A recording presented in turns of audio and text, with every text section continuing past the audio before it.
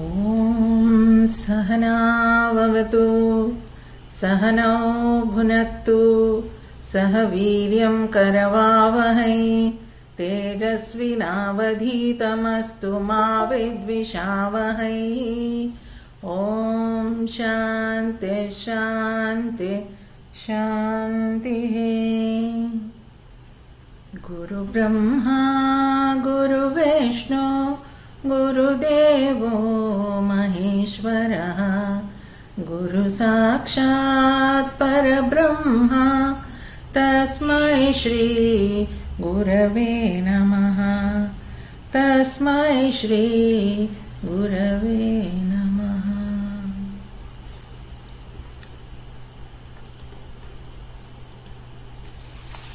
ಆತ್ಮಬೋಧದ ಧ್ಯಾನ ಶ್ಲೋಕ. ಪ್ರಾತಸ್ಮರಾಮಿ ಹೃದಿ ಸಂಸ್ಫುರದಾತ್ಮತತ್ವಂ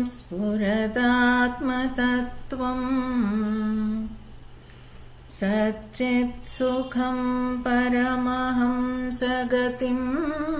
ತುರೀಯಂ ಯತ್ ಸ್ವಪ್ನಜಾಗರ ಸುಷುಪ್ತಮವೈತಿ ನಿತ್ಯಂ ತದ್ಬ್ರಹ್ಮ ನಿಷ್ಕಲಮಹಂ ನ ಚ ಭೂತಸಂಗಃ.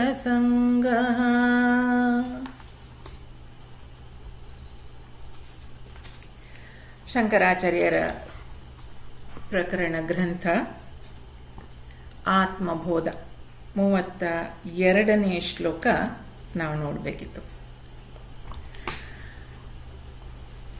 ಇಲ್ಲಿವರೆಗೂ ನಾವು ನೋಡಿರೋ ಶ್ಲೋಕಗಳಲ್ಲಿ ಮೊದಲ ಕೆಲವು ಶ್ಲೋಕಗಳು ಆತ್ಮದ ಬಗ್ಗೆ ತಿಳಿಸ್ಕೊಟ್ರು. ಆನಂತರ ಆತ್ಮ ಸೂಪರ್ ಇಂಪೋಸ್ ಆಗಿಬಿಟ್ಟಿದೆ, ಅದು ಕಾಣಿಸ್ತಾ ಇಲ್ಲ ಯಾರಿಗೂ ಸ್ಪಷ್ಟವಾಗಿ ಅನ್ನೋದನ್ನು ಹೇಳಿದರು.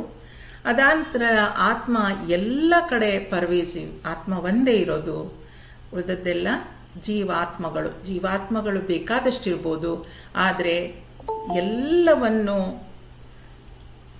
ಪಸರಿಸಿರುವಂಥದ್ದು ಆತ್ಮ ಎಲ್ಲ ಕಡೆ ಇದ್ದಾನೆ ಅನ್ನೋದನ್ನು ಮತ್ತೆ ನೋಡಿದ್ವಿ.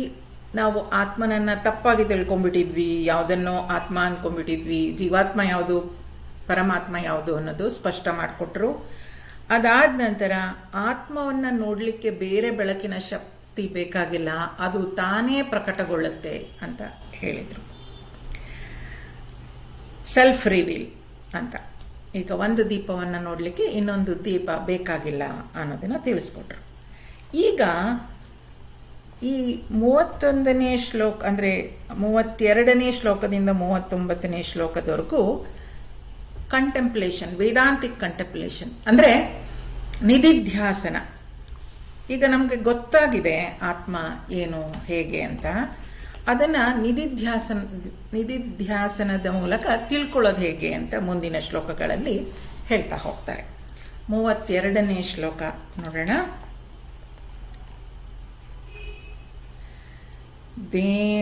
ದೇಹಾನ್ಯತ್ವಾನ್ನ ಮೇ ಜನ್ಮ ದೇಹಾನ್ಯತ್ವಾನ್ನ ಮೇ ಜನ್ಮ ಜರಾಕಾರ್ಷ್ಯಲಯಾದಯಃ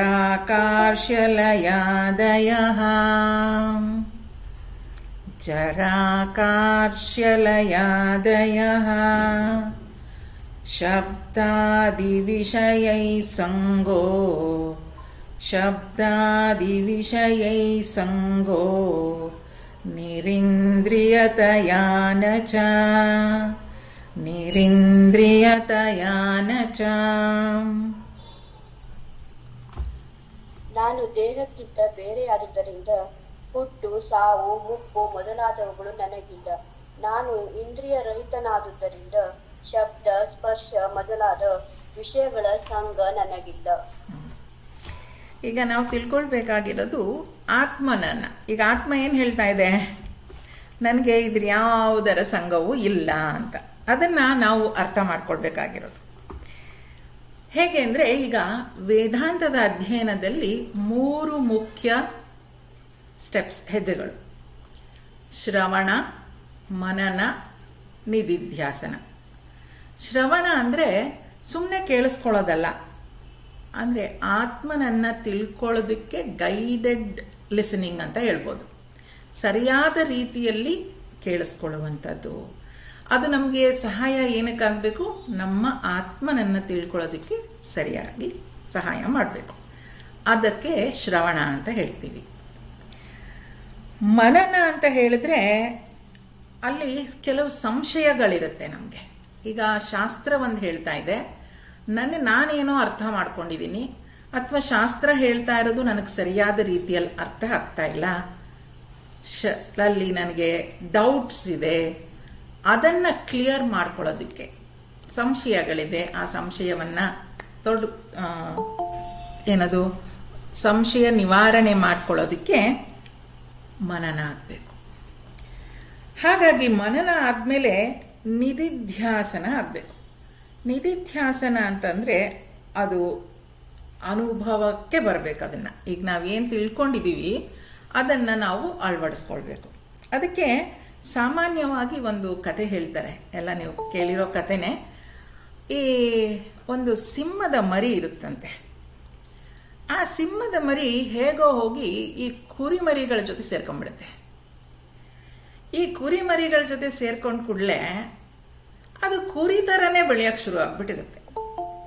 ಕುರಿ ಥರನೇ ಹುಲ್ಲು ತಿನ್ಕೊಂಡು ಕುರಿಗಳ ಜೊತೆನೇ ಆಟ ಆಡಿಕೊಂಡು ಇರುತ್ತೆ. ಈ ಕುರಿಗಳಿಗೂ ಅದ್ರ ಬಗ್ಗೆ ಏನು ಭಯ ಇರೋದಿಲ್ಲ. ಒಂದು 10 ವರ್ಷ ಆದಮೇಲೆ ಅದು ದೊಡ್ಡದಾಗಿ ಬೆಳೆಯುತ್ತೆ. ಕುರಿಗಳು ಎಲ್ಲ ಬೆಳೆದಿರುತ್ತವೆ. ಅವೆಲ್ಲ ಹೀಗೆ ಹುಲ್ಗಾವನಲ್ಲಿ ಮೇಯ್ತಾ ಇರುವಾಗ ನಿಜವಾದ ಹುಲಿ ಅಥವಾ ಸಿಂಹ ಯಾವ್ದು ಬೇಕಾದರೂ ತಗೊಳ್ಬೋದು, ಸಿಂಹ ಅಂತ ಹೇಳ್ತಾರೆ ಆ್ಯಕ್ಚುಲಿ ಅದರಲ್ಲಿ. ಹೌದು, ಆ ಕಾಡಿನ ಸಿಂಹ ಒಂದು ಅಲ್ಲಿಗೆ ಬರುತ್ತೆ. ಆ ಕಾಡಿನ ಸಿಂಹ ಅಲ್ಲಿ ಬಂದು ನೋಡುತ್ತೆ, ಈ ಸಿಂಹದ ಮರಿ ಈ ಕುರಿಮರಿಗಳ ಜೊತೆ ಹುಲ್ಲು ತಿನ್ಕೊಂಡು ಓಡಾಡ್ತಾ ಇದೆ. ಇದಕ್ಕೆ ಆಶ್ಚರ್ಯ ಆಗ್ಬಿಡುತ್ತೆ, ಏನಿದು ಸಿಂಹ ಆಗಿ ಕುರಿಗಳ ಜೊತೆ ಹುಲಿ ತಿಂತಾ ಇದೆಯಲ್ಲ, ಹೌದು ಹುಲ್ಲು ತಿನ್ಕೊಂಡು ಕೂತಿದ್ಯಲ್ಲ ಅಂತ. ಅದು ಕರೆದ್ಬಿಟ್ಟು ಹೇಳುತ್ತೆ ಬಾಯಿಲಿ ಅಂತ ಹೇಳ್ಬಿಟ್ಟು, ನೋಡು ನೀನು ಕುರಿಯಲ್ಲ, ನೀನು ಸಿಂಹ. ಅದು ಎಷ್ಟು ಹೇಳಿದ್ರು ಒಪ್ಕೊಳ್ಳೋದೇ ಇಲ್ಲ. ಇಲ್ಲ ನಾನು ಹುಟ್ಟಿದಾಗಿಂದ 10 ವರ್ಷದಿಂದ ಇವ್ರ ಜೊತೆನೇ ಇದ್ದೀನಿ, ನಾನು ಇವ್ರ ಥರನೇ ಅಂತ. ಅದಕ್ಕೆ ಏನು ಮಾಡುತ್ತೆ, ಈ ಕಾಡಿನ ಸಿಂಹ ಈ ಸಿಂಹವನ್ನು ಕರ್ಕೊಂಡು ಒಂದು ಏನದು ನದಿ ಹತ್ರ ಹೋಗಿ ತೋರಿಸುತ್ತೆ. ನೋಡು ನಿನ್ನ ಮುಖ ನೋಡು, ನಿಂದು ನಂದು ಒಂದೇ ಥರ ಇದೆ, ನಾನು ಸಿಂಹ ನೀನು ಸಿಂಹ ಅಂತ ಹೇಳ್ಕೊಡತ್ತಂತೆ. ಈಗ ಇಷ್ಟು ದಿನ ನಾವು ಕೂಡ ಈ ಶರೀರವನ್ನು ನಾನು ಅಂದ್ಕೊಂಡ್ಬಿಟ್ಟಿದ್ದೀವಿ. ಹುಟ್ಟಿದಾಗಿಂದ ಜನ್ಮಾಂತರಗಳಿಂದ ಈ ಶರೀರವನ್ನು ನಾನು ನಾನು ನಾನು ಅಂತ ಅಂದ್ಕೊಂಡ್ಬಿಟ್ಟಿದ್ದೀವಿ. ಈಗ ಶಾಸ್ತ್ರಗಳನ್ನು ಓದಿ, ಮಹಾವಾಕ್ಯಗಳನ್ನು ಓದಿ ನಾವು ತಿಳ್ಕೊಂಡಿದ್ದೀವಿ ಏನಂತ, ನಾನು ನಿತ್ಯ ಶುದ್ಧ ಆನಂದ ಸ್ವರೂಪ ಅಂತ. ಹೇಗೆ ಈಗ ಸಿಂಹಕ್ಕೆ ಗೊತ್ತಾಗಿದೆ ಏನಂತ, ನಾನು ಕುರಿಯಲ್ಲ, ನಾನು ಸಿಂಹ, ಇದ್ರ ಥರನೇ ಅಂತ ಗೊತ್ತಾಗಿದೆ.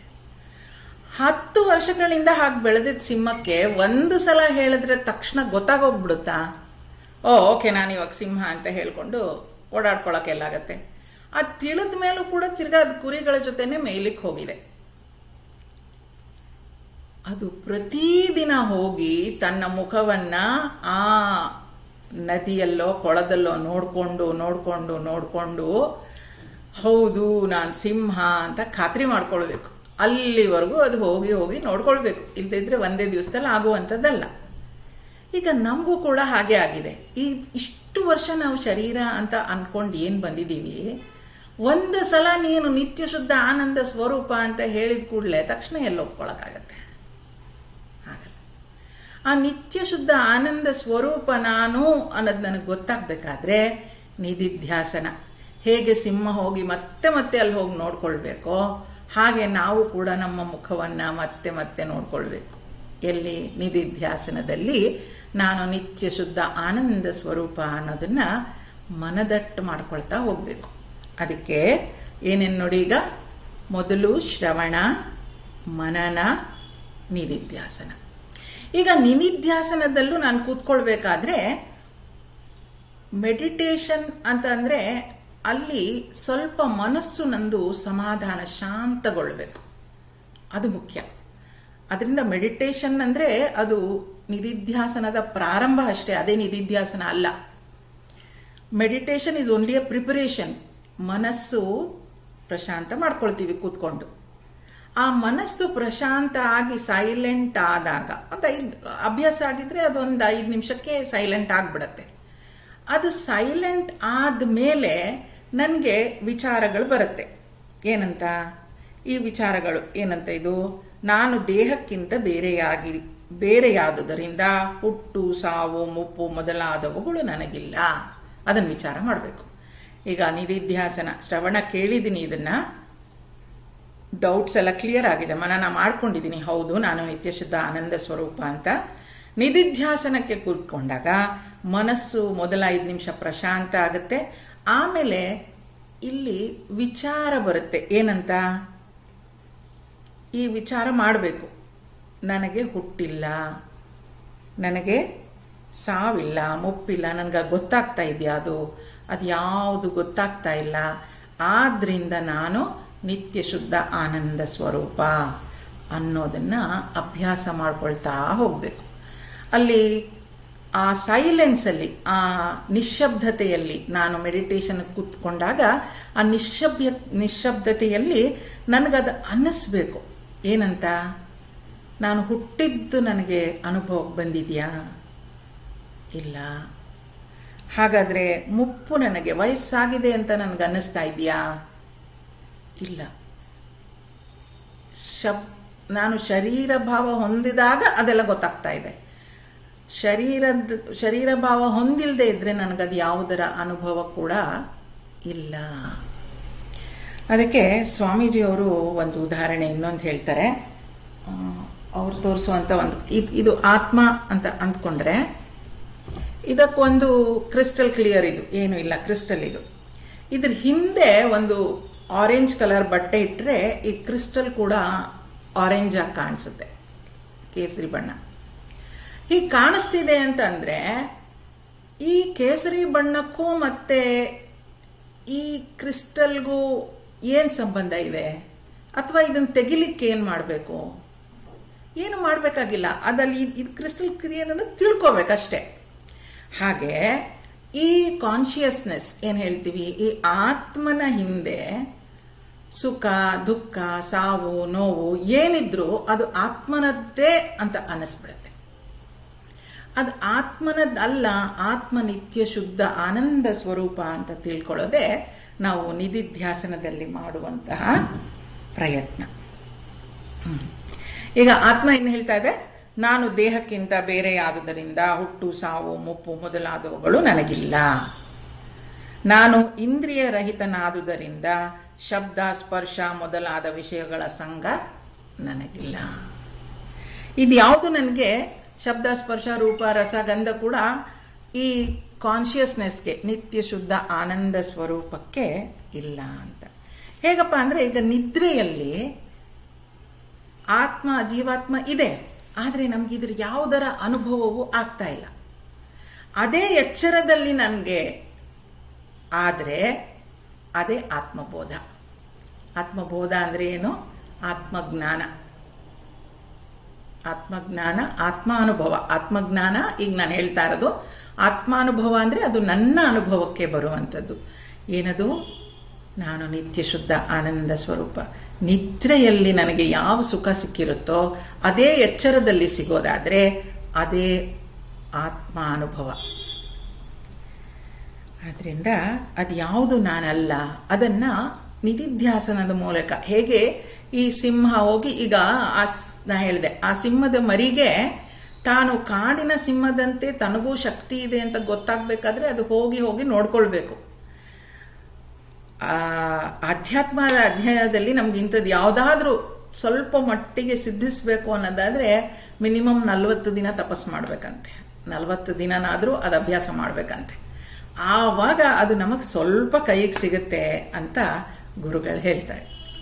ಈ ಸಿಂಹ ಮರಿ ಏನು ಮಾಡಬೇಕು? ಅಟ್ಲೀಸ್ಟ್ ಅದು ಹೋಗಿ ಹೋಗಿ ತನ್ನ ಮುಖವನ್ನು ಒಂದು 40 ದಿನ ನೀರಲ್ಲಿ ನೋಡಿಕೊಂಡ್ರೆ ಅದಕ್ಕೆ ತಾನು ಸಿಂಹ ಅಂತ ಗೊತ್ತಾಗಬಹುದು ಅಂತ ಗುರುಗಳು ಹೇಳ್ತಾರೆ. ಒಂದು ಪಕ್ಷ ನೋಡಿ, ಈಗ ಅದು ನೋಡ್ಕೊಳಕ್ಕೆ ಹೋದಾಗ ನೀರು ತಿಳಿಯಾಗಿರಬೇಕು, ಅಲ್ಗಾಡ್ತಾ ಇರಬಾರ್ದು, ಮತ್ತು ಅದು ಕೂಡ ಸರಿಯಾಗಿ ಸ್ಥಿರವಾಗಿರಬೇಕು. ಈಗ ಅದಕ್ಕೆ ಮನಸ್ಸು ನಮ್ದು ಸ್ಥಿರ ಆಗಬೇಕು ಅನ್ನೋದು, ಅದಕ್ಕೆ ಮೆಡಿಟೇಷನ್ಗೆ 5 ನಿಮಿಷ ಮನಸ್ಸು ಪ್ರಶಾಂತ ಆಗಬೇಕು ಅಂತ ಹೇಳೋದು ಅದೇನೆ. ಈಗ ಸಿಂಹದ ಕೈಕಾಲೆಲ್ಲ ನಡುಗ್ತಾ ಇದ್ರೆ ಅದು ನೀರಲ್ಲಿ ಏನು ಸರಿಯಾಗಿ ಕಾಣದೇ ಇಲ್ಲ ಅದ್ರ ಮುಖ. ಹಾಗೆ ನಮಗೂ ಕೂಡ ನಮ್ಮದು ಕೈಕಾಲೆಲ್ಲ ನಡುಗ್ತಾ ಇದ್ರೆ ಅಥವಾ ಮನಸ್ಸು ಚಂಚಲವಾಗಿದ್ದರೆ ಆ ನಿತ್ಯ ಶುದ್ಧ ಆನಂದ ಸ್ವರೂಪ ಅನ್ನೋದು ನಮಗೆ ಕಾಣಿಸೋದಿಲ್ಲ. ಅದಕ್ಕೆ ಇಲ್ಲಿ ಆತ್ಮ ಹೇಳ್ಕೊಳ್ತಾ ಇದೆ ಏನಂತ, ನನಗೆ ಯಾವುದರ ಸಂಗವೂ ಇಲ್ಲ. ಈಗ ಹೇಗೆ ನಾನು ಆ ಕ್ರಿಸ್ಟಲ್ಲಿಂದ ತೋರಿಸಿದ್ನೋ ಅದ್ರ ಹಿಂದೆ ಕೇಸರಿ ಬಣ್ಣ ಇದ್ದರೆ, ದುಃಖದ ಚಿಹ್ನೆ ಇದ್ದರೆ ಅದು ದುಃಖ ಅಂತ ಕಾಣುತ್ತೆ, ಸಂತೋಷದ ಚಿಹ್ನೆ, ಸಂತೋಷದ ಅನುಭವ ಆಗ್ತಾ ಇದ್ರೆ ಸಂತೋಷ ಅಂತ ಗೊತ್ತಾಗತ್ತೆ. ಆ ಕ್ರಿಸ್ಟಲ್ ಹಿಂದೆ ಕೇಸರಿ ಬಣ್ಣ ಇದ್ರೆ ಕೇಸರಿ ಕಾಣುತ್ತೆ, ಕೆಂಪಿದ್ರೆ ಕೆಂಪು ಕಾಣುತ್ತೆ, ಹಸಿರಿದ್ರೆ ಹಸಿರು ಕಾಣುತ್ತೆ ಅಲ್ವಾ. ಆದ್ರಿಂದ ಆದರೆ ಅದಕ್ಕೆ ಯಾವ ಸಂಘವೂ ಇಲ್ಲ, ಅದು ಯಾವುದು ಅದ್ರ ಬಣ್ಣ ಆಗಲಿಕ್ಕೆ ಸಾಧ್ಯ ಇಲ್ಲ ಅಂತ ಹೇಳ್ತಾ ಇದ್ದಾರೆ. ಹಾಗೆ ಮುಂದಿನ ಶ್ಲೋಕಗಳಲ್ಲೂ ಆತ್ಮ ತಾನು ಹೇಗೆ, ಆತ್ಮನನ್ನು ನಾವು ಹೇಗೆ ತಿಳ್ಕೊಳ್ಬೇಕು ಅನ್ನೋದ್ರ ಬಗ್ಗೆ ಹೇಳ್ತಾ ಹೋಗ್ತಾರೆ. ಮುಂದಿನ ಶ್ಲೋಕ ನೋಡೋಣ. ಅಮನಸ್ತ್ವಾನ್ನ ಮೇ ದುಃಖ, ಅಮನಸ್ತ್ವಾನ್ನ ಮೇ ದುಃಖ, ರಾಗದ್ವೇಷ ಭಯಾದಯಃ, ರಾಗದ್ವೇಷ ಭಯಾದಯಃ, ಅಪ್ರಾಣೋ ಹ್ಯಮನಃ ಶುಭ್ರ, ಅಪ್ರಾಣೋ ಹ್ಯಮನಃ ಶುಭ್ರ, ಇತ್ಯಾದಿ ಶ್ರುತಿ ಶಾಸನಾತ್, ಇತ್ಯಾದಿ ಶ್ರುತಿ ಶಾಸನಾತ್. ನಾನು ಮನಸ್ಸಿಗಿಂತಲೂ ಬೇರೆಯಾದುದರಿಂದ ನನಗೆ ದುಃಖವಾಗಲಿ ರಾಗ ದ್ವೇಷವಾಗಲಿ ಭಯವಾಗಲಿ ಇಲ್ಲ, ಏಕೆಂದರೆ ಅವನು ಪ್ರಾಣರಹಿತ, ಮನೋವರ್ಜಿತ ಮತ್ತು ಶುದ್ಧ ಎಂದು ಉಪನಿಷತ್ತು ಸಹ ಘೋಷಿಸುತ್ತದೆ. ಈ ಆತ್ಮನಿಗೆ ನಾನು ಹೇಳಿದಾಗೆ, ಈ ಆತ್ಮನಿಗೆ ಇದ್ಯಾವುದೂ ಆಗಲೇ ಇಲ್ಲ. ಕೇಸರಿ ಬಣ್ಣ ಇಟ್ಕೊಂಡಿದ್ರೆ ಈ ಕೇಸರಿ ಬಣ್ಣ ಇದ್ರ ಮುಖಾಂತರ ಬಂದು ಇದು ಕೇಸರಿ ಅಂತ ಕಾಣಿಸ್ತಾ ಇದೆ, ಆದರೆ ಈ ಬಣ್ಣ ಇದ್ರದ್ದಲ್ಲ. ಹಾಗೆ ಸುಖ ದುಃಖ ಕೂಡ ಇದ್ರದ್ದಲ್ಲ, ಸುಖ ದುಃಖ ಕೂಡ ಆತ್ಮನದ್ದು ಅಲ್ಲ. ಅದೇನಿದ್ರು ಏನಾಗ್ತಿದೆ, ನಾನು ಮನಸ್ಸಿಗಿಂತಲೂ ಬೇರೆ ಅಲ್ವಾ, ಮನಸ್ಸಿಗಿಂತಲೂ ಬೇರೆ, ನನಗೆ ದುಃಖವಾಗಲಿ ರಾಗದ್ವೇಷವಾಗಲಿ ಭಯವಾಗಲಿ ಇಲ್ಲ. ಈಗ ನೋಡಿ, ಇದನ್ನು ನಿಧಿಧ್ಯಾಸನ ಮಾಡೋದು ಹೇಗೆ ಹೇಳಿದಾಗೆ 5 ನಿಮಿಷ ನಾವು ಮನಸ್ಸನ್ನು ಪ್ರಶಾಂತವಾಗಿ ಇಟ್ಕೋಬೇಕು. ಅದಾದ ನಂತರ ನನಗೆ ದುಃಖ ಅನ್ನೋದು ಇದ್ದರೆ ಆ ದುಃಖ ಅದು ನಂದ, ಅದು ನನ್ನ ಆತ್ಮದ ಮೇಲೆ ಪರಿಣಾಮ ಬೀರ್ತಾ ಇದೆಯಾ, ಆ ದುಃಖ ಏನಿದ್ರು ಮನಸ್ಸಿಗೆ ಸೇರಿದ್ದು. ಪ್ರಯತ್ನ ಮಾಡಿ ನೋಡಿ, ನಾವು ತಕ್ಷಣ ವಿಡ್ರಾ ಮಾಡ್ಕೊಳಕ್ಕಾಗತ್ತೆ. ಎಷ್ಟೋ ಸಲ ದುಃಖ ಆಗ್ತಾ ಇರುತ್ತೆ ಅಥವಾ ತುಂಬ ಸಂತೋಷನೂ ಆಗಿರುತ್ತೆ, ಆದರೆ ನಾನು ನಗಬಾರ್ದು ಅಲ್ಲಿ ಅಂತ ಅಂದ್ಕೊಂಡ್ರೆ ನಗದೇ ಇರೋಕ್ಕಾಗತ್ತೆ. ದುಃಖ ಅಷ್ಟೊಂದಿದ್ರೂ ಕೂಡ ನನ್ನ ಒಳಗಡೆ ಮನಸ್ಸಿನಲ್ಲಿ ಎಳೆದಿಟ್ಕೊಳ್ಳಿಕ್ಕಾಗತ್ತೆ. ಈ ಸುಖ ದುಃಖ ಇದೆಲ್ಲವೂ ಗೊತ್ತಾಗ್ತಿದೆ ಅಂತ ಅನ್ನೋದಾದರೆ ಅಲ್ಲಿ ಒಬ್ಬ ಸ್ಥಿರವಾಗಿರುವಂತಹ ಸುಖ ದುಃಖಗಳನ್ನು ನೋಡುವಂತಹ ಯಾರೋ ಒಂದು ಶಕ್ತಿ ಇರಬೇಕಲ್ವ. ಈಗ ಒಂದು ಸ್ಟೇಷನಲ್ಲಿ ನಿಂತ್ಕೊಂಡು ಟ್ರೈನ್ ಹೋಗ್ತಾ ಇದೆ ಅಂತ ಗೊತ್ತಾಗಬೇಕಾದ್ರೆ ನಾನು ಸ್ಟೇಷನ್ನಲ್ಲಿ, ರೈಲ್ವೆ ಸ್ಟೇಷನಲ್ಲಿ ನಿಂತಿರಬೇಕು. ಹಾಗೆ ಇಲ್ಲಿ ಸುಖ ದುಃಖ ನನಗೆ ಬಂದು ಹೋಗ್ತಾ ಇದೆ ಅಂತ ಗೊತ್ತಾಗಬೇಕಾದ್ರೆ ಪ್ರಶಾಂತವಾದ ಸುಖ ದುಃಖಗಳ ಅನುಭವನೇ ಇಲ್ಲದೆ ಇರೋ ಒಂದು ಶಕ್ತಿಯಲ್ಲಿರಬೇಕು. ಅದನ್ನು ನಿಧಿಧ್ಯಾಸನ ಮಾಡಿ ನಿಧಿಧ್ಯಾಸನದಲ್ಲಿ ಅನುಭವಿಸಬೇಕು. ನಾನು ಮನಸ್ಸಿಗಿಂತಲೂ ಬೇರೆಯಾದುದರಿಂದ ನನಗೆ ದುಃಖ ಆಗೋದಿಲ್ಲ. ಏನಿದ್ರೂ ದುಃಖ ಆಗೋದು ಮನಸ್ಸಿನಲ್ಲಿ. ರಾಗದ್ವೇಷವಾಗಲಿ ಭಯವಾಗಲಿ ಇಲ್ಲ, ಏಕೆಂದರೆ ಅವನು ಪ್ರಾಣರಹಿತ, ಮನೋವರ್ಜಿತ ಮತ್ತು ಶುದ್ಧ. ಅದು ಆತ್ಮ ನಿತ್ಯ ಶುದ್ಧ ಆನಂದ ಸ್ವರೂಪವಾಗಿರೋದ್ರಿಂದ ಯಾವಾಗಲೂ ಇದೆ. ಈ ಪಂಚಪ್ರಾಣಗಳು, ಆಮೇಲೆ ಪಂಚ ಜ್ಞಾನೇಂದ್ರಿಯಗಳು, ಪಂಚ ಕರ್ಮೇಂದ್ರಿಯಗಳು ಇವೆಲ್ಲ ಜೀವಾತ್ಮನಿಗೆ ಸೇರಿದ್ದು. ಆದ್ದರಿಂದ ನಾನು ನಿತ್ಯ ಶುದ್ಧ ಆನಂದ ಸ್ವರೂಪ. ಇದನ್ನು ಉಪನಿಷತ್ತು ಕೂಡ ಘೋಷಿಸುತ್ತೆ. ನನಗೆ ಇದರ ಯಾವುದರ ಅಂಟು ಕೂಡ ಇಲ್ಲ. ಈಗ ಈ ಐ ಆಮ್ ಅನ್ನೋದು ನಾನು ತಿಳ್ಕೊಬೇಕಷ್ಟೇ. ನಾನು ಅನ್ನೋದು ಮಾತ್ರ ತಿಳ್ಕೊಬೇಕು, ಐ ಅಂತ. ಐ ಅಂದರೆ ಏನು, ಯಾವುದಕ್ಕೆ ಹೇಳ್ತಾ ಇದ್ದೀನಿ ಅಂತ. ಈಗ ಐ ಆಮ್ ಶಾಂತಲಾ ಅಂತಂದರೆ ಏನಿದೆ ಕ್ರಿಸ್ಟಲ್ ಕ್ಲಿಯರ್ ಇರೋದು ಇದೇನಾಗಿರುತ್ತೆ, ಇದು ಶಾಂತಲಾ ಆಗ್ಬಿಡುತ್ತೆ. ಐ ಆಮ್ ಗುಡ್ ಅಂತ ಆದ ಕೂಡಲೇ ಇದು ಗುಡ್ ಆಗಿಬಿಡುತ್ತೆ. ಆದರೆ ಇದು ಕಲರ್ಲೆಸ್, ಇದು ನಿತ್ಯ ಶುದ್ಧ ಆನಂದ ಸ್ವರೂಪ. ಇದ್ರ ಮೇಲೆ ಯಾವ ಬಣ್ಣ ಬೀಳ್ತಾ ಇದೆಯೋ ಅದು ಅಂತ ಪ್ರಕಟಗೊಳ್ತಾ ಇದೆ. ಅದರಿಂದ ಈ I am Shantala, I am good, I am bad, ನಾನು ಒಳ್ಳೆಯವಳು, ನಾನು ಕೆಟ್ಟವಳು, ನಾನು ದಪ್ಪ ಇದ್ದೀನಿ, ನಾನು ಸಣ್ಣ ಇದ್ದೀನಿ ಅಂತ ಅಂದ್ಕೊಳ್ತಾ ಹೋದರೆ, ನಾನು ದಪ್ಪ ಇದ್ದೀನಿ ಅಂದರೆ ನನ್ನ ಶರೀರ, ನಾನು ಒಳ್ಳೆಯವಳು ಅಂತಂದರೆ ಅದು ನನ್ನ ಮನಸ್ಸಿಗೆ ಸಂಬಂಧಿಸಿದ್ದು, ನನಗೆ ದುಃಖ ಆಗ್ತಿದೆ ಅಂತಂದರೆ ನನ್ನ ಮನಸ್ಸಿಗೆ ಸಂಬಂಧಿಸಿದ್ದು. ಹಾಗಾಗಿ ನನಗೇನು ಆಗ್ತಾ ಇಲ್ಲ, ನಾನು ಅದರಿಂದ ಎಲ್ಲ ಬೇರೆ. ಇದೇನಾಗೋಗಿದೆ, ನಮಗೆ ಅಭ್ಯಾಸ ಆಗೋಗ್ಬಿಟ್ಟಿದೆ. ಹೆಬ್ಯೂಚುವಲ್ ರಾಂಗ್ ಥಿಂಕಿಂಗ್. ಇದೇನಾದರೂ ಮನಸ್ಸಿಗೆ ಆದ ಕೂಡಲೇ ಅದು ನನಗೆ ಆಗುತ್ತೆ ಅಂದ್ಕೊಬಿಟ್ಟಿದ್ದೀನಿ, ನನ್ನ ಶರೀರಕ್ಕೆ ಆದ ಕೂಡಲೇ ನನಗೆ ಆಗುತ್ತೆ ಅಂತ ಅಂದ್ಕೊಬಿಟ್ಟಿದ್ದೀನಿ. ಹಾಗಾಗಿ ಅದು ಎಷ್ಟೋ ವರ್ಷಗಳಿಂದ ಹಾಗಾಗಿರೋದ್ರಿಂದ ಅದನ್ನು ಏನದು ರೀಕಂಡೀಷನಿಂಗ್ ಮಾಡಬೇಕು. ಕಂಡೀಷನ್ ಆಗೋಗ್ಬಿಟ್ಟಿದೆ ಅದು ನಮಗೆ. ಅದನ್ನು ವಾಪಸ್ಸು ಮತ್ತೆ ನಾನು ನಿತ್ಯ ಶುದ್ಧ ಆನಂದ ಸ್ವರೂಪ ಅಂತ ತಿಳ್ಕೊಳ್ಳೋದಕ್ಕೆ ಈ ನಿಧಿಧ್ಯಾಸನದಿಂದ ಸಾಧ್ಯ ಆಗತ್ತೆ. ಮುಂದಿನ ಶ್ಲೋಕ ನೋಡಿ. ನಿರ್ಗುಣೋ ನಿಷ್ಕ್ರಿಯೋ ನಿತ್ಯೋ, ನಿರ್ಗುಣೋ ನಿಷ್ಕ್ರಿಯೋ ನಿತ್ಯೋ, ನಿರ್ವಿಕಲ್ಪೋ ನಿರಂಜನಃ, ನಿರ್ವಿಕಲ್ಪೋ ನಿರಂಜನಃ, ನಿರ್ವಿಕಾರೋ ನಿರಾಕಾರೋ, ನಿರ್ವಿಕಾರೋ ನಿರಾಕಾರೋ, ನಿತ್ಯಮುಕ್ತೋಸ್ಮಿ ನಿರ್ಮಲಾ, ನಿತ್ಯಮುಕ್ತೋಸ್ಮಿ ನಿರ್ಮಲಾ. ನಾನು ಗುಣರಹಿತ ಮತ್ತು ಕ್ರಿಯಾಶೂನ್ಯ, ನಿತ್ಯ ಮತ್ತು ವಿಕಾರಹೀನ, ನಿರ್ವಿಕಲ್ಪ, ನಿರಂಜನ, ನನಗೆ ರೂಪವಿಲ್ಲ, ಸದಾ ಮುಕ್ತನು ಶುದ್ಧನು ಆದ ಚೈತನ್ಯ ಮಾತ್ರ ನಾನು. ಮುಂದೆ ನಿಧಿಧ್ಯಾಸನದಲ್ಲಿ ನಾವು ಏನು ನೋಡಬೇಕು? ನಿರ್ವಿಕಾರ, ನಿರ್ಗುಣ ಅಂತಂದರೆ ಇಲ್ಲೆಲ್ಲ ನೆಗೇಷನ್. ನಿರ್ ಅಂತ ಬರ್ತಾ ಹೋಗುತ್ತೆ ನೋಡಿ. ನನಗೆ ಯಾವುದೇ ಗುಣವಿಲ್ಲ, ನಾನು ಗುಣರಹಿತ ತೋರಿಸಿದ್ನಲ್ಲ, ಆ ಕ್ರಿಸ್ಟಲ್ ಕ್ಲಿಯರಲ್ಲಿ ಅದು ಯಾವುದೇ ಗುಣ ಇಲ್ಲ ಅದಕ್ಕೆ. ಮತ್ತು ಕ್ರಿಯಾಶೂನ್ಯನು, ಆತ್ಮ ಯಾವ ಕೆಲಸವನ್ನು ಮಾಡ್ತಾ ಇಲ್ಲ, ಜೀವಾತ್ಮನಿಗೆ ಕೆಲಸ ಮಾಡಲಿಕ್ಕೆ ಶಕ್ತಿಯನ್ನು ಕೊಡ್ತಾ ಇದೆ. ನಾನು ನಿತ್ಯ ಮತ್ತು ವಿಕಾರಹೀನ, ಅದು ವಿಕಾರಗೊಳ್ಳೇ ಇಲ್ಲ, ಅದು ನಿತ್ಯ ಕೂಡ, ಅಂದರೆ ಸದಾ ಇದೆ. ನಿರ್ವಿಕಲ್ಪ, ನಿರಂಜನ.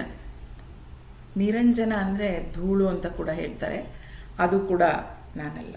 ನನಗೆ ರೂಪ ಇಲ್ಲ, ಸದಾ ಮುಕ್ತ, ಶುದ್ಧ, ನಾನು ಯಾವುದಕ್ಕೂ ಅಂಟ್ಕೊಂಡಿಲ್ಲ, ನಾನು ಯಾವಾಗಲೂ ನಿತ್ಯ ಹಾಗೂ ಶುದ್ಧ. ಶುದ್ಧ ಅಂತ ಹೆಂಗಿರುತ್ತೆ, ಇದ್ರ ಹಿಂದೆ ಯಾವ ಬಣ್ಣ ಬರುತ್ತೋ ಆ ಬಣ್ಣ. ಸುಖ ಬರುತ್ತೋ ಸುಖಕ್ಕೆ ಅಂಟ್ಕೊಂಡಿರುತ್ತೆ.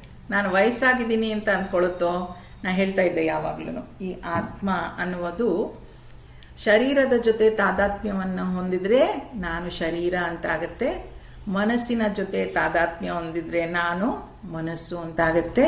ಆ ಮನಸ್ಸಿನ ಭಾವನೆಗಳು, ಸುಖ ದುಃಖ ಎಲ್ಲ ನಂದು ಅಂದ್ಕೊಳ್ಳೋಕೆ ಶುರುವಾಗತ್ತೆ. ಹಾಗೆ ಬುದ್ಧಿಯ ಜೊತೆ ತಾದಾತ್ಮ್ಯ ಹೊಂದಿದ್ರೆ ನಾನು ಬುದ್ಧಿ ಅಂತ ಆಗತ್ತೆ. ಇಲ್ಲಿ ಆತ್ಮ ಹೇಳ್ತಾ ಇದೆ, ನನಗೆ ನಾನು ಮುಕ್ತ, ನಾನು ನಿತ್ಯ ಹಾಗೂ ನಾನು ಶುದ್ಧ ಅಂತ.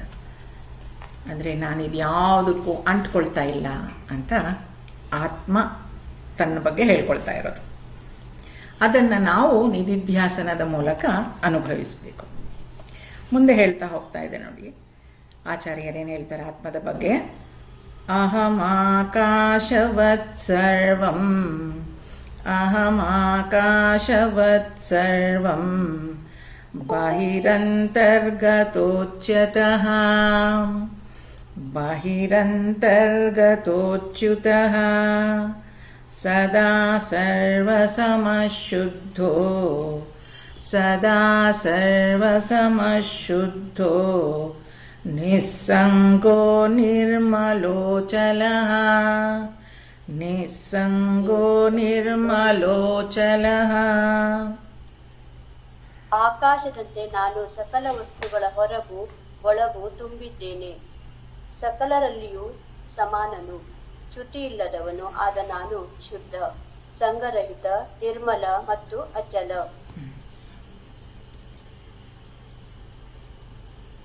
ಎಲ್ಲಿರೋದದು? ನಿಸ್ಸಂಗ. ನಿಸ್ಸಂಗ ಅಂತಂದ್ರೆ ನನಗೆ ಯಾವುದೇ ಸಂಬಂಧಗಳಿಲ್ಲ ಅಂತ. ಈಗ ನಮಗೆ ನಿದ್ರೆಯಲ್ಲಿ ಯಾವ ಸಂಬಂಧ ಇದೆ? ಯಾವುದೂ ಇಲ್ಲ. ಎದ್ದ ಮೇಲೆ ನಮಗೆ ಸಂಬಂಧಗಳು ಶುರುವಾಗದು. ನಾನು ಅನ್ನೋದು ಗೊತ್ತಾದ ಮೇಲಷ್ಟೇ ನನಗೆ ಇವ್ರು ನನ್ನವರು, ಇವ್ರು ನನ್ನ ಮಿತ್ರರು, ಇವ್ರು ನನ್ನ ಗಂಡ, ನನ್ನ ಮಕ್ಕಳು ಅಂತ ಗೊತ್ತಾಗೋದು. ನಿದ್ರೆಯಲ್ಲಿ ಯಾವ ಸಂಬಂಧನೂ ಇಲ್ಲ.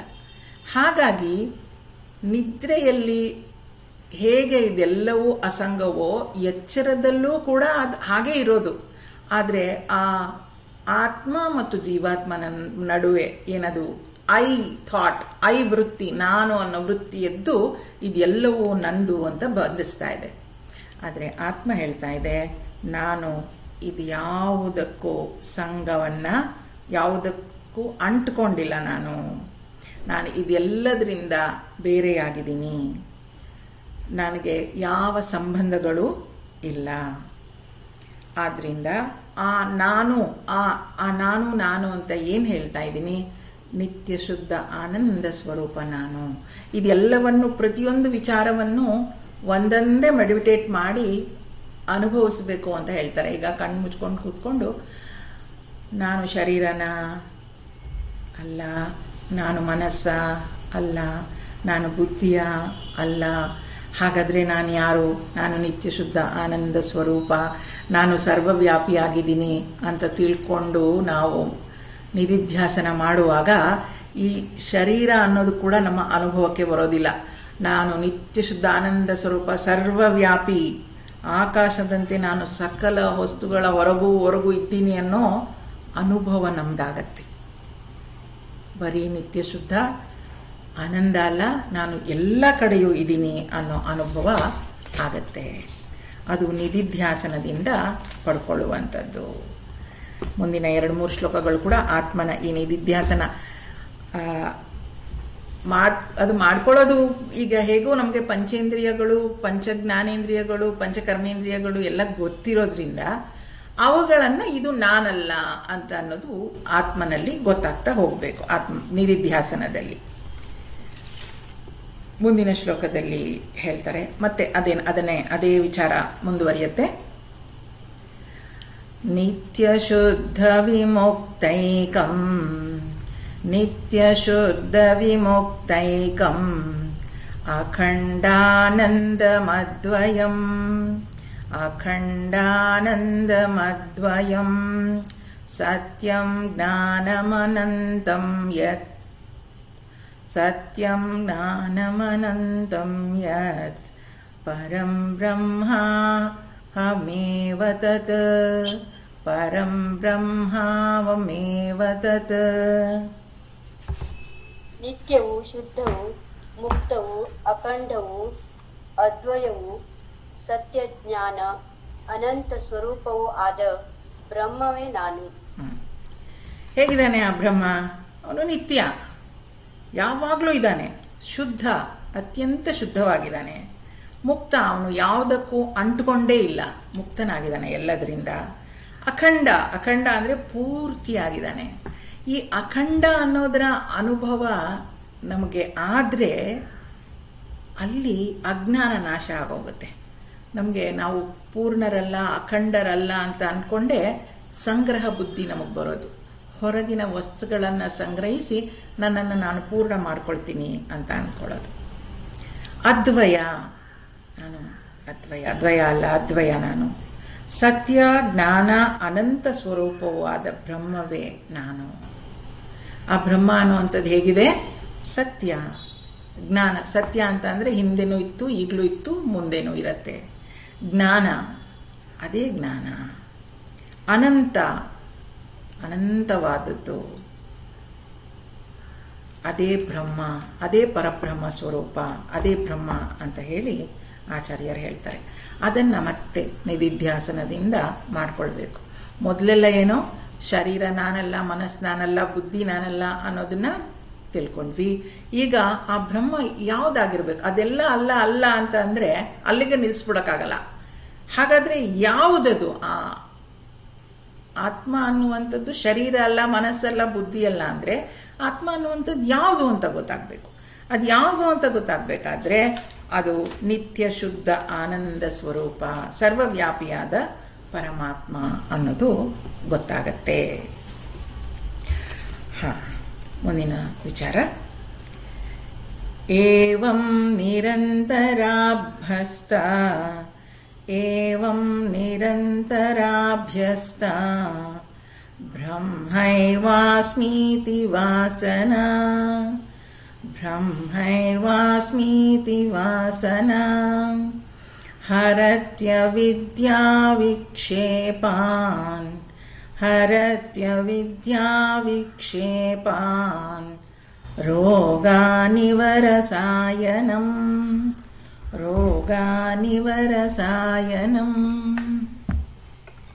ಸತತ ಅಭ್ಯಾಸದಿಂದ ಉಂಟಾದ ನಾನೇ ಬ್ರಹ್ಮ ಎನ್ನುವ ಭಾವನೆ ಔಷಧಿಯು ರೋಗವನ್ನು ನಿವಾರಿಸುವಂತೆ ಅಜ್ಞಾನವನ್ನು, ಅದರಿಂದ ವಿಕ್ಷೇಪಗಳನ್ನು ನಿವಾರಿಸುತ್ತದೆ. ಈಗ ಈ ನಾನು ಶರೀರ, ನಾನು ಮನಸ್ಸು, ಬುದ್ಧಿ ಅನ್ನೋದು ಜನ್ಮ ಜನ್ಮಾಂತರಗಳ ಕಾಯಿಲೆ. ಅದು ನಮಗೆ ಈ ಕಾಯಿಲೆ ಹೋಗಬೇಕು ಅಂದರೆ ನಾವು ಔಷಧಿ ತಗೊಳ್ಬೇಕು. ಅದಕ್ಕೆ ಔಷಧಿ ಏನು? ನಿಧಿಧ್ಯಾಸನ, ಶ್ರವಣ ಮನನ ನಿಧಿಧ್ಯಾಸನ.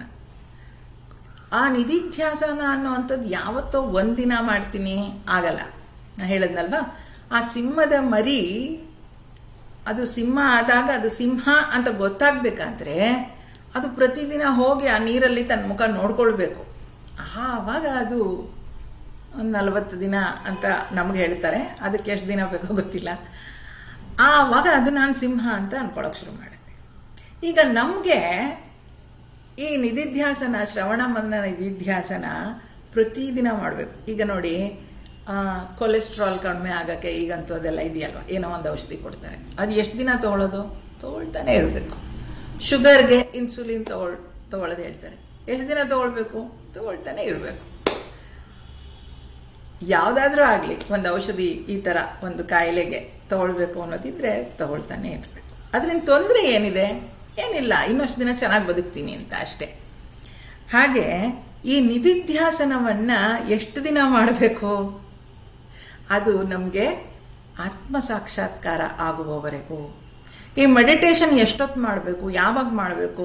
ಪ್ರತಿದಿನವೂ ಮಾಡಬೇಕು. ಹೇಗೆ ಈ ಔಷಧಗಳನ್ನು ಪ್ರತಿದಿನ ತಗೊಳ್ತಾರೋ ಅದೇ ರೀತಿಯಲ್ಲಿ ಈ ನಾನು ಶರೀರ ಮನಸ್ಸು ಬುದ್ಧಿ ಅಂತ ಏನು ಅಂಟ್ಕೊಂಡು ಒಂದು ರೋಗ ಮಾಡ್ಕೊಂಡಿದ್ದೀನೋ ಆ ರೋಗ ಹೋಗಲಿಕ್ಕೆ ಪ್ರತಿದಿನವೂ ನಾನು ಏನು ನಿಧಿಧ್ಯಾಸನ, ಮೆಡಿಟೇಷನ್, ಧ್ಯಾನವನ್ನು ಮಾಡಬೇಕು. ಅದು ಸತತ ಅಭ್ಯಾಸದಿಂದ ಉಂಟಾದ ನಾನೇ ಬ್ರಹ್ಮ ಎನ್ನುವ ಭಾವನೆ ಔಷಧಿಯು ರೋಗವನ್ನು ನಿವಾರಿಸುವಂತೆ ಅಜ್ಞಾನವನ್ನು ಅದರಿಂದ ವಿಕ್ಷೇಪಗಳನ್ನಾಗಿ ನಿವಾರಿಸುತ್ತದೆ. ಯಾವಾಗ ನಾನು ನಿತ್ಯ ಶುದ್ಧ ಆನಂದ ಸ್ವರೂಪ ಅನ್ನೋದನ್ನು ನಿರಂತರವೂ ಅಭ್ಯಾಸ ಮಾಡಿ ನಾನು ನಿತ್ಯ ಶುದ್ಧ ಆನಂದ ಸ್ವರೂಪ ಅನ್ನೋದರಲ್ಲಿ ನಿಲ್ತೀನೋ ಆಗ ಅದು ಔಷಧಿ ತಗೊಂಡ ಹಾಗೆ, ಆಗ ಬೇರೆ ಎಲ್ಲ ಕಷ್ಟಗಳು ಏನೇ ಇದ್ದರೂ ಕೂಡ ಅದರಿಂದ ನನಗೆ ಮುಕ್ತಿ ಸಿಗತ್ತೆ. ಅದೆಲ್ಲವೂ ಅಜ್ಞಾನ. ಯಾವುದು? ನಾನು ಸಂತೋಷವಾಗಿದ್ದೀನಿ, ನಾನು ದುಃಖ ಪಡ್ತಾ ಇದ್ದೀನಿ, ಇದು ನಾನು ಶರೀರಕ್ಕಾಗೋ ನೋವು ನಂದು, ಇದೆಲ್ಲವೂ ಕೂಡ ಅಜ್ಞಾನ. ಈ ಅಜ್ಞಾನದಿಂದ ನಾನು ನಿವಾರಣೆಯನ್ನು ಹೊಂದುತ್ತೀನಿ. ಯಾವಾಗ? ನಿರಂತರ ಅಭ್ಯಾಸದಿಂದ. ಆದ್ದರಿಂದ ಆಧ್ಯಾತ್ಮದಲ್ಲಿ ಸಾಧನೆ ಮಾಡ್ತಾ ಇರೋರು, ಮಾಡಬೇಕು ಅಂತ ಅಂದ್ಕೊಂಡಿರೋರು ಪ್ರತಿದಿನವೂ ಸ್ವಲ್ಪ ಹೊತ್ತಾದರೂ ಧ್ಯಾನ ಮಾಡಬೇಕು. ಆ ಧ್ಯಾನ ಮೆಡಿಟೇಷನ್ ಅಭ್ಯಾಸ ಆಗಿದ್ದರೆ ಮನಸ್ಸು ತಕ್ಷಣ ಅಭ್ಯಾಸ ಮಾಡಿಕೊಂಡಿದ್ರೆ ತಕ್ಷಣ ಪ್ರಶಾಂತತೆಗೆ ಬರಲಿಕ್ಕೆ ಆಗುತ್ತೆ. ಅಭ್ಯಾಸ ಮಾಡಲಿಲ್ಲ ಅಂತಂದರೆ ಅದು ತಕ್ಷಣ ಬರಲ್ಲ, ಮನಸ್ಸು ಪ್ರಶಾಂತ ಆಗಲಿಕ್ಕೆ ಸಾಧ್ಯ ಇಲ್ಲ. ಆದ್ದರಿಂದ ಅದನ್ನು ಅಭ್ಯಾಸ ಮಾಡ್ತಾ ಇರಬೇಕು.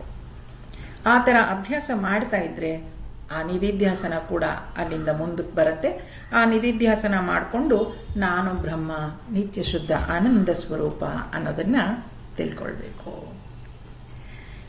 ಮುಂದಿನ ಶ್ಲೋಕ ನೋಡೋಣ. ವಿವಿಕ್ತ ದೇಶ ಆಸೀನೋ ವಿವಿಕ್ತ ದೇಶ ಆಸೀನೋ ವಿರಾಗೋ ವಿಜಿತೇಂದ್ರಿಯಃ ವಿರಾಗೋ ವಿಜಿತೇಂದ್ರಿಯಃ ಭಾವಯೇದೇಕಮಾತ್ಮಾನಂ ಭಾವಯೇದೇಕಮಾತ್ಮಾನಂ ತಮನಂತಮನನ್ಯಧೀಃ ತಮನಂತಮನನ್ಯಧೀಃ. ಏಕಾಂತದಲ್ಲಿ ಕುಳಿತು ರಾಗವರ್ಜಿತನಾಗಿ ಇಂದ್ರಿಯಗಳನ್ನ ಬಿಗಿ ಹಿಡಿದು ಅನನ್ಯ ಭಾವನೆಯಿಂದ ಒಂದೇ ಒಂದು ತತ್ವವಾದ ಆತ್ಮನನ್ನ ಧ್ಯಾನಿಸಬೇಕು.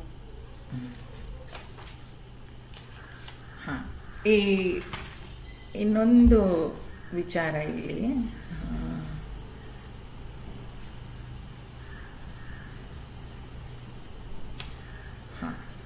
ಈಗ ಈ ಎಷ್ಟೋ ವರ್ಷಗಳಿಂದ ನನಗೆ ಏನಾಗ್ಬಿಟ್ಟಿದೆ, ನಾನು ಶರೀರ, ನಾನು ಮನಸ್ಸು, ನಾನು ಬುದ್ಧಿ ಅನ್ನೋದು ಬಲವಾಗಿ ಹಿಡ್ಕೊಂಡ್ಬಿಟ್ಟಿದೆ. ಅದನ್ನು ನಾನು ಹೋಗಿಸ್ಕೊಳ್ಬೇಕು ಅಂತ ಅನ್ನೋದಾದರೆ ಇದರಲ್ಲಿ ಹಿಂದಿನ ಶ್ಲೋಕದಲ್ಲಿ ಹೇಳಿದ್ರು ನೋಡಿ, ಬ್ರಹ್ಮೈವಾಸ್ಮೀತಿ ವಾಸನ. ಬ್ರಹ್ಮೈವಾಸ್ಮೀತಿ ವಾಸನ, ವಾಸನ ಅನ್ನೋ ಶಬ್ದ ತುಂಬ ಕೇಳಿದ್ದೀವಿ ನಾವು. ಈ ವಾಸನ ಅಂತಂದರೆ ಇದು ಒಂದು ಗುರುತು. ಈಗ ಒಂದು ಬೆಟ್ಟದ ಮೇಲಿಂದ ಮಳೆ ನೀರೆಲ್ಲ ಸೇರಿಕೊಂಡು ಹರಿತಾ ಇದ್ದರೆ ಬೆಟ್ಟದ ಮೇಲಿಂದ ಕೆಳಗಡೆಗೆ, ಅದು ಒಂದು 8-10 ಮಳೆಗಾಲ ಆಗೋ ಟೈಮ್ಗೆ ಮಳೆ ಏನದು ತುಂಬ ಸೂಕ್ಷ್ಮ ನೀರದು, ಅದು ಎಷ್ಟೇ ನೀರು ಹರಿದ್ರೂ ಕೂಡ ಅಲ್ಲೊಂದು ಗುರುತಾಗಿರುತ್ತೆ. ನೀವು ನೋಡಿರ್ತೀರ ಬೆಟ್ಟಗಳಲ್ಲೆಲ್ಲ ಹೋಗುವಾಗ, ಬರೀ ಮಳೆಗಾಲದಲ್ಲಿ ಯಾವಾಗಲೂ ಇರುತ್ತೆ ಅಂದರೆ ಅದು ಬೇರೆ ಇರುತ್ತೆ. ಈ ಮಳೆಗಾಲದಲ್ಲಿ ಬೆಟ್ಟದ ಮೇಲೆ ಬಂಡೆ ಮೇಲೆ ನೀರು ಬಿದ್ದಿದ್ದು ಹರಿದು ಹರಿದು ಒಂದು ಗುರುತಾಗಿರುತ್ತೆ. ಆ ಮಳೆ ನೀರು ಹರಿದು ಒಬ್ಬ ರೈತನ ಒಂದು ಹೊಲಕ್ಕೋ ಗದ್ದೆಗೋ ಹೋಗ್ತಾ ಇದ್ದರೆ ಅದು ಆ ಹೊಲದಲ್ಲಿ ಅವನೇನು ಬೆಳಿಲಿಕ್ಕಾಗಲ್ಲ ಅನ್ನೋದಾದರೆ ಅವನೇನು ಮಾಡ್ತಾನೆ, ಆ ನೀರನ್ನು ಒಂದು ಕಾಲುವೆ ಥರ ಮಾಡಿ ಬೇರೆ ಕಡೆ ಹರಿಯೋ ಹಾಗೆ ಮಾಡಿಬಿಡ್ತಾನೆ. ಈ ಗುರುತೇನಿದೆಯಲ್ಲ ಇದೇ ವಾಸನ. ಏನದು, ಆ ನೀರು ಆ ದಾರಿಯಲ್ಲಿ ಹರಿದು ಹರಿದು ಹರಿದು ಏನು ಬಂದು ಹರಿದು ಬಂದು ಅದು ಒಂದು ಗುರುತು ಮಾಡ್ಕೊಂಡ್ಬಿಟ್ಟಿದೆ. ಹಾಗೆ ನಮಗೂ ಏನಾಗೋಗಿದೆ, ನಾನು ಈ ಶರೀರ, ನಾನು ಈ ಮನಸ್ಸು, ಬುದ್ಧಿ ಅನ್ನೋದು ಎಷ್ಟೋ ವರ್ಷಗಳಿಂದ ಈ ವಿಚಾರಗಳು ಹರಿದು ಬಂದು ಅದು ಹಾಗೇ ಗುರುತಾಗ್ಬಿಟ್ಟಿದೆ. ಈಗ ನಾವೇನು ಮಾಡಬೇಕು, ಆ ನೀರನ್ನು, ನೀರು ಅಂದರೆ ಇಲ್ಲಿ ವಿಚಾರಗಳು ಅಥವಾ ವೃತ್ತಿಗಳು, ಆ ವೃತ್ತಿಗಳು ಏನು ನಮಗೆ ಗುರುತು ಮಾಡಿಬಿಟ್ಟಿದೆ ನಮ್ಮ ಬುದ್ಧಿಯಲ್ಲಿ, ಮನಸ್ಸಲ್ಲಿ, ಅದನ್ನು ಸ್ವಲ್ಪ ಬೇರೆ ಕಡೆಗೆ ತಿರುಗಿಸ್ಬೇಕು. ಆ ಬೇರೆ ಕಡೆಗೆ ಹೇಗೆ, ಈಗ ಒಬ್ಬ ರೈತ ಆ ನೀರನ್ನು ಬೇರೆ ಕಡೆಗೆ ಹರಿಯೋ ಹಾಗೆ ಮಾಡಿ ತಾನು ಬೇಕಾದ ಬೆಳೆ ಬೆಳ್ಕೊಳ್ತಾನೋ, ಅದನ್ನು ನಾವು ಈ ನಿಧಿಧ್ಯಾಸನದಲ್ಲಿ ಅದು ಬೇರೆ ಕಡೆ ಹರಿಯೋ ಹಾಗೆ ಮಾಡಿದರೆ ಅದೇನಾಗುತ್ತೆ ಅಂದರೆ, ಈಗ ನೋಡಿ ಮನಸ್ಸು ಎಷ್ಟು ಗಮ್ಮತ್ತಿದೆ ಅಂದರೆ, ನಾವು ಯಾವ ವಿಚಾರದ ಬಗ್ಗೆ ತುಂಬ ಯೋಚನೆ ಮಾಡ್ತೀವೋ ಅದಕ್ಕೆ ಅಡ್ಜಸ್ಟ್ ಆಗ್ಬಿಡುತ್ತೆ, ಅದೇ ಯೋಚನೆಗಳು ಬರೋಕ್ಕೆ ಶುರು ಆಗುತ್ತೆ. ಈ ಶರೀರ, ಮನಸ್ಸು, ಬುದ್ಧಿ ಕೂಡ ಹಾಗೆ ಆಗಿರೋದು. ನಾವು ಎಷ್ಟೋ ವರ್ಷಗಳಿಂದ ನಾನು ಶರೀರ, ಮನಸ್ಸು, ಬುದ್ಧಿ ಅಂದ್ಕೊಂಡ್ಬಿಟ್ಟಿದ್ದೀನಿ, ಆದ್ದರಿಂದ ನಾನು ಅದೇ ಆಗಿದ್ದೀನಿ. ಈಗ ಅದನ್ನು ಸ್ವಲ್ಪ ನಾನು ಬ್ರಹ್ಮ, ನಾನು ನಿತ್ಯ ಶುದ್ಧ ಆನಂದ ಸ್ವರೂಪ ಅಂತ ತಿಳ್ಕೊಳ್ಳೋಕೆ ಶುರು ಮಾಡಿದ್ರೆ ಅದು ಈ ಶರೀರ ಭಾವವನ್ನು ಬಿಟ್ಟು ಆತ್ಮಜ್ಞಾನವನ್ನು, ಆತ್ಮಭಾವವನ್ನು ಪಡೀಲಿಕ್ಕೆ ತಯಾರಾಗುತ್ತೆ. ಅದಕ್ಕೇನು ಮಾಡಬೇಕು, ಏಕಾಂತದಲ್ಲಿ ಕುಳಿತು ರಾಗವರ್ಜಿತವರಾಗಿ ಇಂದ್ರಿಯಗಳನ್ನು ಬಿಗಿ ಹಿಡಿದು ಅನನ್ಯ ಭಾವನೆಯಿಂದ ಒಂದೇ ಒಂದು ತತ್ವವಾದ ಆತ್ಮನನ್ನು ಧ್ಯಾನಿಸಬೇಕು. ಭಗವದ್ಗೀತೆಯಲ್ಲಿ ಇದು ಬರುತ್ತೆ, ಮೆಡಿಟೇಷನ್ ಧ್ಯಾನ ಯೋಗದಲ್ಲಿ. ಮೊದಲು ಒಂದು ಜಾಗದಲ್ಲಿ ಕೂತ್ಕೊಳ್ಬೇಕು ಒಬ್ಬರೇ. ಈಗ ನಾವು ಎಲ್ಲರ ಮಧ್ಯೆನೂ ಪ್ರಶಾಂತವಾಗಿರ್ತೀವಿ ಅನ್ನೋದು ನಮಗಿನ್ನೂ ಆಗ್ತಾಯಿಲ್ಲ. ಆದರೆ ಶುರುನಲ್ಲಿ ಒಬ್ಬರೇ ಕೂತ್ಕೊಂಡು ಸ್ವಲ್ಪ ಧ್ಯಾನ ಮಾಡೋದು ಅಭ್ಯಾಸ ಮಾಡಬೇಕು. ಧ್ಯಾನ ಮಾಡಬೇಕು ಅಂದರೆ ಎಲ್ಲೋ ಕಾಡಿಗೆ ಹೊರಟೋಗ್ಬಿಡ್ಬೇಕು ಅಂತಲೂ ಏನಿಲ್ಲ. ಮನೆಯಲ್ಲಿ ಯಾರೂ ಇಲ್ಲದೆ ಇರುವಾಗ, ಅಥವಾ ತುಂಬ ಬೆಳಗ್ಗೆ ಶಶಿರೇಖಾ ಅವರೆಲ್ಲ ಹೇಳ್ತಿದ್ರಲ್ಲ, ಬೆಳಗಿನ ಜಾವ 3 ಗಂಟೆಗೆ ಎದ್ದು ಧ್ಯಾನ ಮಾಡ್ತೀನಿ ಅಂತ. ಹಾಗೆ ಅಷ್ಟೊತ್ತಿನಲ್ಲಿ ಯಾರೂ ಎದ್ದಿರಲ್ಲ, ಗಲಾಟೆ ಮಾಡ್ತಾ ಇರಲ್ಲ, ಆಗ ನಾವು ಮೆಡಿಟೇಷನ್ ಮಾಡ್ಕೊಳ್ಬೋದು. ಹಾಗೆ ಒಂದೇ ಒಂದು ತತ್ವವಾದ ಆತ್ಮನನ್ನು ಧ್ಯಾನಿಸಬೇಕು. ನಾನು ನಿತ್ಯ ಶುದ್ಧ ಆನಂದ ಸ್ವರೂಪ ಅನ್ನೋದನ್ನು ಧ್ಯಾನಿಸಬೇಕು. ಹೇಗೆ ಈ ವಾಸನೆಗಳು ಬಂದಿದೆಯೋ ಆ ವಾಸನೆಯನ್ನು ಬೇರೆ ದಿಕ್ಕಿಗೆ ತಿರುಗಿಸೋದ್ರಿಂದ ನಾನು ನಿತ್ಯ ಶುದ್ಧ ಆನಂದ ಸ್ವರೂಪ ಅಂತ ಆಗುತ್ತೆ. ನಾನು ಮತ್ತೆ ಮತ್ತೆ ಇದನ್ನು ಡಿಕಂಡೀಷನಿಂಗ್ ಅಂತಲೂ ಹೇಳ್ತಾರೆ, ಇನ್ನೊಂದು ಸೆಲ್ಫ್ ಹೆಪ್ನೋಟೈಸ್ ಅಂತಲೂ ಹೇಳ್ತಾರೆ. ಹೆಪ್ನೋಟೈಸ್ ಮಾಡ್ಕೊಳ್ಳೋದು ಅಂದರೆ ನಿಮ್ಗೆ ಗೊತ್ತಿರ್ಬೋದು. ಅಂದರೆ ನಾನು ಯಾವುದನ್ನು ನಾನು ಒಂದು 10 ಸಲ ಹೇಳ್ಕೊಳ್ತೀನೋ ನಾನು ಅದೇ ಆಗ್ಬೋದು ಅಂತ ಹೆಪ್ನೋಟಿಸಮಲ್ಲಿ. ಈಗ ರಾತ್ರಿ ಮಲಗುವಾಗ ನಾನು ಬೆಳಗ್ಗೆ 6 ಗಂಟೆಗೆ ಹೇಳಬೇಕು ಅಂತ 3 ಸಲ ಹೇಳ್ಕೊಂಡ್ರೆ ಸಾಕಂತೆ, 6 ಗಂಟೆಗೆ ಎಚ್ಚರ ಆಗುತ್ತೆ, ಆರಾಮೇ ಬೇಕಾಗಿಲ್ಲ. ನಾನು 5 ಗಂಟೆಗೆ ಹೇಳಬೇಕು ಅಂತ ಅಂದ್ಕೊಂಡು ಮಲ್ಕೊಂಡ್ರೆ 5 ಗಂಟೆಗೆ 3 ಸಲ ರಾತ್ರಿ ಮಲಗುವಾಗ ಹೇಳ್ಕೊಂಡು ಮಲಗ್ಕೊಂಡ್ರೆ ಬೆಳಗ್ಗೆ 5 ಗಂಟೆಗೆ ಎಚ್ಚರ ಆಗುತ್ತೆ. ಇದನ್ನು ಸೆಲ್ಫ್ ಹಿಪ್ನೋಟಿಸಮ್ ಅಂತಾರೆ. ಹಾಗೆ ಈ ಶರೀರ ಮನಸ್ಸು ಬುದ್ಧಿಯನ್ನು ಬಿಟ್ಟು, ನಾನು ಶರೀರ ಮನಸ್ಸು ಬುದ್ಧಿ ಅಂತ ಏನು ಅಂದ್ಕೊಳ್ತಾ ಇದ್ದೆ ಅದನ್ನು ಬಿಟ್ಟು ನಾನು ನಿತ್ಯ ಶುದ್ಧ ಆನಂದ ಸ್ವರೂಪ, ನಾನು ನಿತ್ಯ ಶುದ್ಧ ಆನಂದ ಸ್ವರೂಪ ಅಂತ ಹೇಳ್ಕೊಳ್ತಾ ಇದ್ದರೆ, ಅದನ್ನು ಧ್ಯಾನಿಸ್ತಾ ಹೋದರೆ ನಾನು ನಿತ್ಯ ಶುದ್ಧ ಆನಂದ ಸ್ವರೂಪನೇ ಆಗ್ತೀನಿ. ಅದನ್ನು ತತ್ವವಾದ ಆತ್ಮನನ್ನು ಧ್ಯಾನಿಸಬೇಕು ಅಂತ ಹೇಳ್ತಾರೆ. ಇದೊಂದು ಶ್ಲೋಕ ನೋಡೋಣ. ಅಲ್ಲಿಗೆ ಈ ವಿಚಾರ ಅಂದರೆ ವೇದಾಂತಿಕ್ ಕಾಂಟೆಂಪ್ಲೇಷನ್, ನಿಧಿಧ್ಯಾಸನದ ಬಗ್ಗೆ ಇಲ್ಲಿ ಬರುವಂತಹ ಶ್ಲೋಕ ಮುಗಿಯುತ್ತೆ. ಆಮೇಲೆ ಬೇರೆ ಶ್ಲೋಕ ಪ್ರಾರಂಭ ಆಗತ್ತೆ. ಆತ್ಮನ್ಯೇವಾಖಿಲಂ ದೃಶ್ಯಂ, ಆತ್ಮನ್ಯೇವಾಖಿಲಂ ದೃಶ್ಯಂ ಪ್ರವಿಲಾಪ್ಯ ಧಿಯಾ ಸುಧೀಃ, ಪ್ರವಿಲಾಪ್ಯ ಧಿಯಾ ಸುಧೀಃ ಭಾವಯೇದೇಕಮಾತ್ಮಾನಂ, ಭಾವಯೇದೇಕಮಾತ್ಮಾನಂ